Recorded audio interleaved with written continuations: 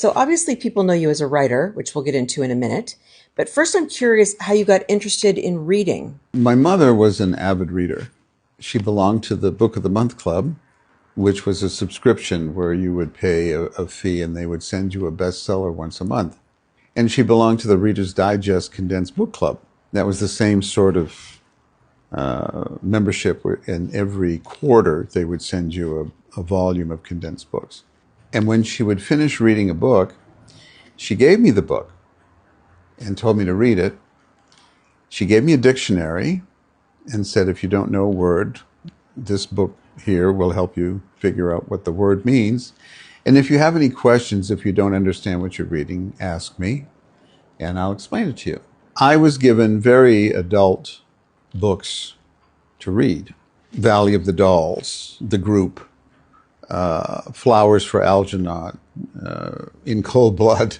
I enjoyed it. It was fun. My mother was a single parent. She didn't have any help from my father, so she worked 9 to 5, and we struggled with money all the time. It was very, very tough. But she always found the money.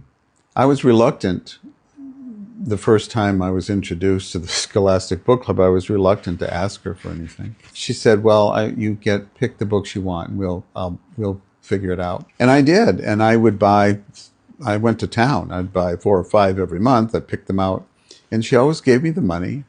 And I had this large collection of paperback books when I was in grammar school. And that's how I fell in love with reading. And do you think that all that reading led to your desire to write books? The writing part of it is much more creative. My mother was a visual artist. She had to supplement her income. And she painted with oils and watercolors and acrylics, and she drew with charcoal and pastels. She was a difficult woman, but when she was making her art, she was very peaceful and happy. I recognized the peace that she seemed to enjoy because of the art. And I associated some kind of magic with being creative, that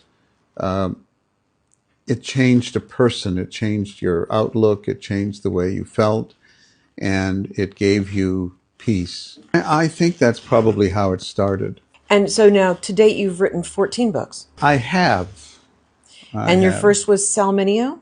The first book was a biography of Sal Mineo. It did very well. It was a bestseller. It was nominated for Lambda Book Award. What is the next book you have coming out? Well, I co-wrote a book with the actor Robert Lipton.